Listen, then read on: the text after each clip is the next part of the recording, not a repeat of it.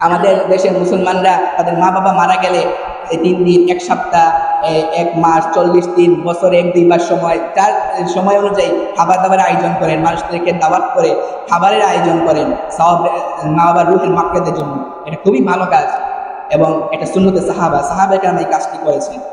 বিভ্রান্ত হবে না। অনেকে বলেন কিন্তু যে এই রুহের মাগফিরাতের জন্য খাবার দাবার আয়োজন করা, 1 সপ্তাহ, 1 মাস, 40 দিন এভাবে খাবারের আয়োজন করা, এগুলাকে অনেকে বিদআত বলতে চান। কিন্তু আপনারা বলুন যে এই কাজ সাহাবায়ে কেরাম করেছেন, সেটা কি নাজায়েজ হতে পারে? ইমাম আবু নুআইম ইসফাহানি হিলিয়াতুল আউলিয়া 4th খণ্ড 11তম পৃষ্ঠা, ইমাম ইবনে রজব হানবলী রাহিমাহুল্লাহ আহওয়ালুল কুবুর 66তম পৃষ্ঠা, ইমাম ইবনে হাজার আসকালী রাহিমাহুল্লাহ আল মাতালিবুল আলিয়া হাদিস নং 834 এবং হাফিজুল হাদিস, যার কিতাব না পড়লে আলেম হওয়া যায় না, ইমাম 9ম শতাব্দীর মুজাদ্দিদ যিনি ইমাম জালালউদ্দিন সুয়ুতী রাহিমাহুল্লাহ, তিনি এই যে বিখ্যাত কিতাব আল হাওয়ালিল ফাতাওয়া, এই কিতাবের মধ্যে তিনি সহস্র হাদিসটি নিয়ে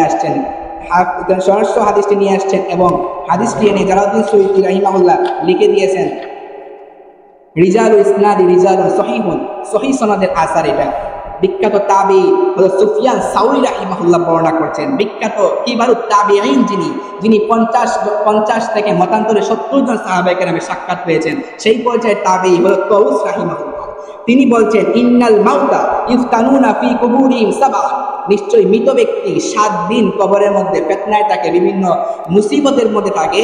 ফাকানু ইস্তাহিবুনা ইউতামানহুম তিলকাল আইয়াম, সুবহানাল্লাহ।